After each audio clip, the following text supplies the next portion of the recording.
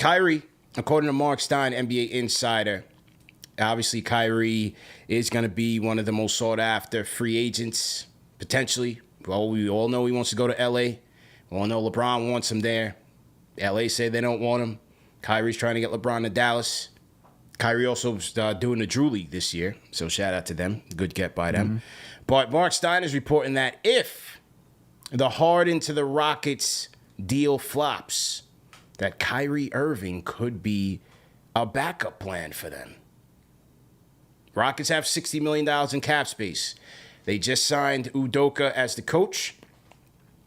A lot of the insiders are saying this is now phase 2 of the build. They got good young talent, Jalen Green. They have, Jabari Smith. They have Kevin Porter on who's reclaiming his career. They're Alperen Sengun, a nice little Jokic light, if you will. He's flashing the passes, flashing the footwork. I like that kid's game. I like his game. Couple other guys in tow there. Kenyon Martin Jr. So they got some nice young talent. So yeah. Now they're looking at Kyrie as a potential backup plan, man. Jalen Green has said that, he likes Kyrie as a mentor. He's got his number. They talk. What do you think about that, man? It's not... I think Ime Udoka was on the Nets when Kyrie was on the team, so there's some familiarity there. That makes sense. Maybe Kyrie, he gets to stay in Texas, goes to a younger team, more talent. Maybe you could argue saying because of all their youth that they can build a contender or more well-rounded team faster than what the Mavericks could do. It makes sense. But once again, with Kyrie Irving, do you know that he's going to be committed to playing? Yeah. That's the question. Yeah. Will he be committed to playing? And there's nothing against the talent, nothing against anything. But for the last couple of seasons, we know he hasn't played a full season for one reason or the other. If you're Houston, this seems like another desperate move for Houston. You know what I mean? Like you go out, you want James Harden back after you just trade him, very desperate. Now you're saying Kyrie's the backup option, seems very desperate. If you're Houston and you got all these young players, I would have just stayed course and tried to develop what you have in-house and maintain the draft capital that you have, add some good veterans around the team. I just feel like the Rockets right now are trying to do a lot because, as we know the ownership wants to be competitive. Mm-hmm. And I think this is cutting your nose to spite your face in a scenario where, okay, we just got to do something. It's like what the Timberwolves did, right? When you trade for Rudy Gobert. Mm-hmm. Oh, we're close. Let's just go trade because Gobert's going to take us over the top. And now we're having potentially even more serious talks about moving Karl Anthony Towns because the fit doesn't work, right? We did on Knicks Weekly yesterday. We talked about Cat, Levine, Beal, guys who are making $50 million or more on their contracts. Those are all desperate moves. So I think if you're doing this, it's more of a desperate move. I get Kyrie Irving; he's a very talented guy, but if I'm as the Lakers, I understand making that move because you're just that much closer to competing. For Houston, what's the course after you get Kyrie Irving? Because you're gonna have to change a lot of pieces. When he's walked in, he could be an okay to decent defender, but you're going to need more defenders. You're going to need some more shot makers on that team. It's just different, man. Different if you think about creating a team focused around Kyrie Irving. Even if you do James Harden, even if you go out and get James Harden. Yeah. I like the fit from a basketball standpoint, but it's never about basketball with Kyrie, right? It's about everything else. As you said, the prior relationship with Udoka, who it was rumored that Katie and Kyrie wanted to replace Steve Nash with, does that prior relationship bode well for a potential future relationship in terms of, Kyrie respecting the coach and therefore coming through, being a model citizen, being a leader in the locker room? Who knows, right? Who knows? Because I think the public's perception of Kyrie Irving and a player's perception of Kyrie Irving might be two different things. I think it is two different things. It is two different things. So I think it is. I think it's hard for us to sit here and say, well, it's going to end a disaster. I mean, based on history, based on what you saw in Boston, basically wanted out of Cleveland, wanted out of Boston, wanted out of Brooklyn. It's trending towards bad things, but you just never know. The Rockets do need a point guard. They could use somebody to take the ball out of Jalen Green's hands, Kevin Porter, somebody to set them up, and somebody who can play off of them, which Kyrie Irving has shown that he can do at multiple stages of his career.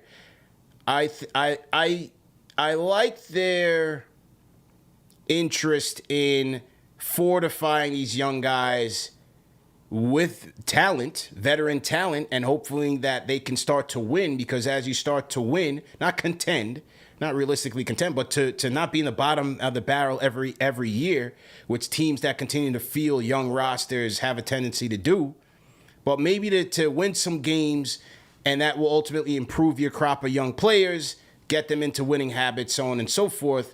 I'm just not sure if it's a Kyrie Irving or even a James Harden, and do they want to outlay 4 years guaranteed money to these guys when you still have to, and big money, when you still have to pay your Jalen Greens. Later on, you got to pay Jabari Smith, you got to pay Sengun, and so on.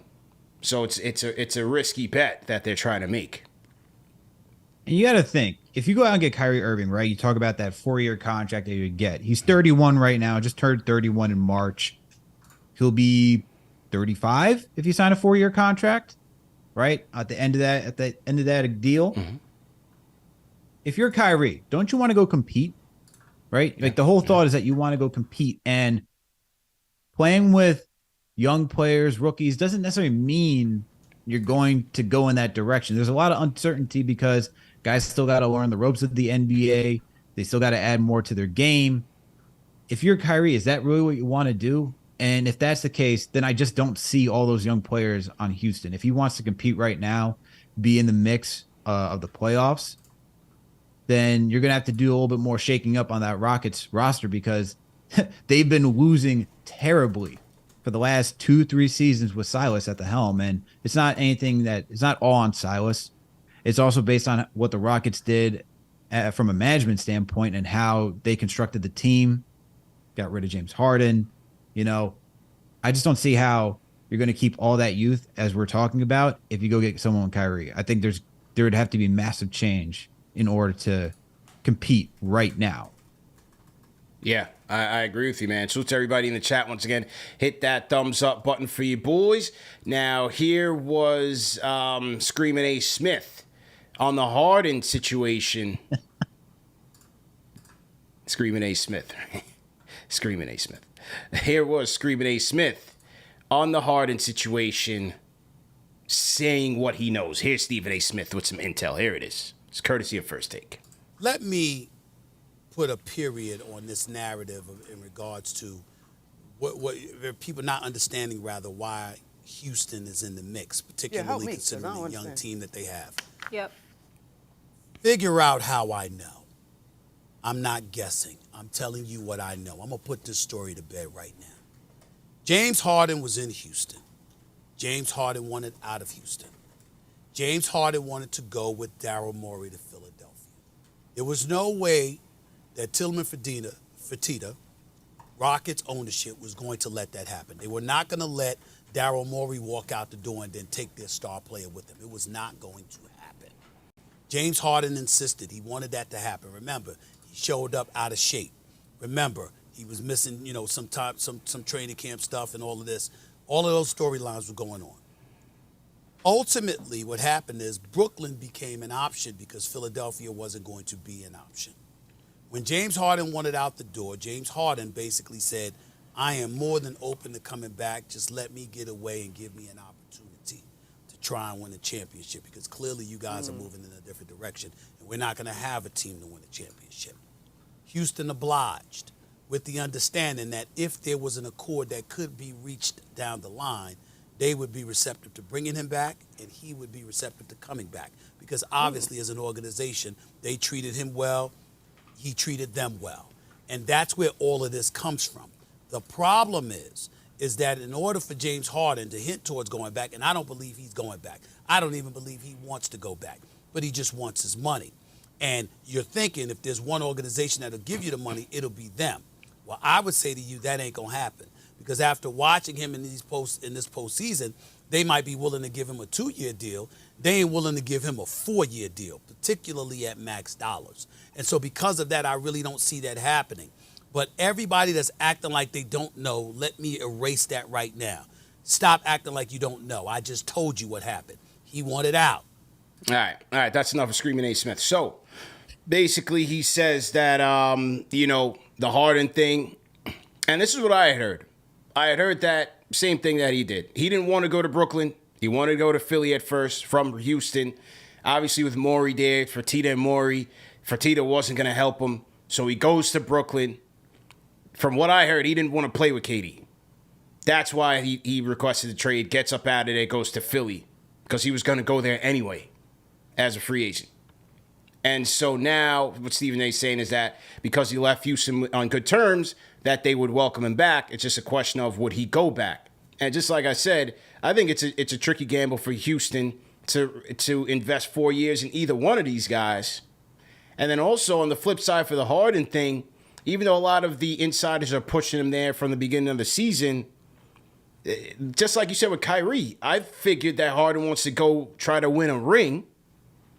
So I think, as Stephen A's right, I think this could be a leverage play to get the money out of the Sixers. You stick with Embiid, your best chance to win a championship for the rest of your career, most likely. Mm-hmm. And stick it out with Philly. I don't see, the Houston thing, familiarity, family, and all of that. It just doesn't make sense to me, man. Unless Philly's balking at the money. Look, if you're Houston right now, you'd have to give up one of these players, right? Sengun, Jabari Smith Jr., Tari Eason, Usman Garaba, Kenyon Martin Jr., Jalen Green, Kevin Porter Jr. That is essentially that team. That's the core of that team. Now you move one of those guys, bring James Harden, or you move a couple of those guys, you bring James Harden in. You now need to add somebody else to that team. Now you're moving another couple of players. And Josh Christopher, Jock Landale, Deshaun Tate ain't really moving the needle, if you're, in my opinion, for like another deal. Yeah. So now you're talking about moving a lot of draft picks.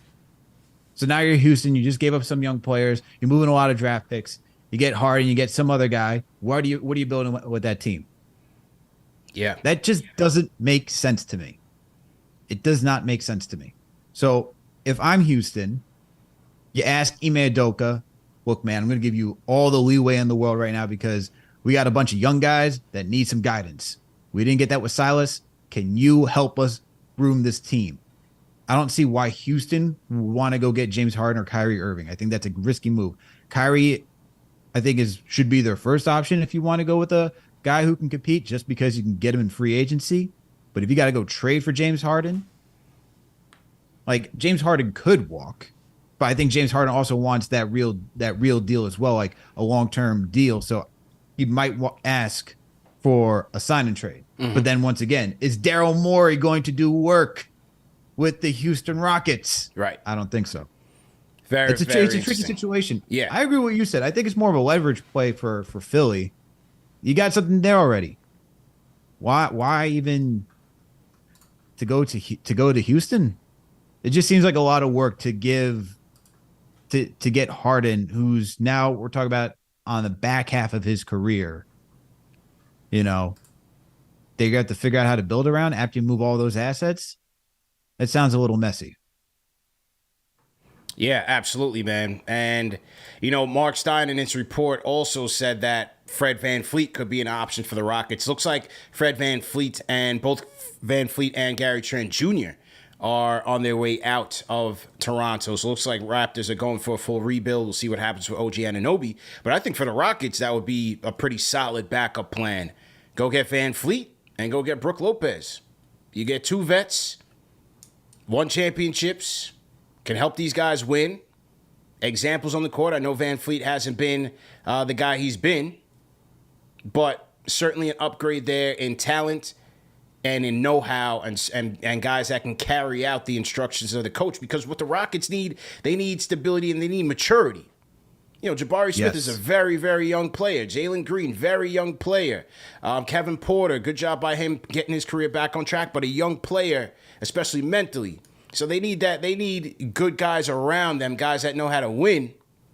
And again, it's not going to turn them into an instant contender, but the roadblocks to start something. I think Van Fleet and a Brook Lopez, two guys who look to be on the outs with their teams in terms of just the money that they're looking for in free agency and the direction that the teams are going in. I think that would be a good. Good start for the Rockets. Plus, they have all the Nets draft picks. You can wheel and deal there. You could still bring on some young talent. Maybe you bring on some, 4-year starters at the NCAA level, guys who you can plug and play. Or you package those guys up and get some more vets. They got $60 million in cap to play with. So certainly something to think about.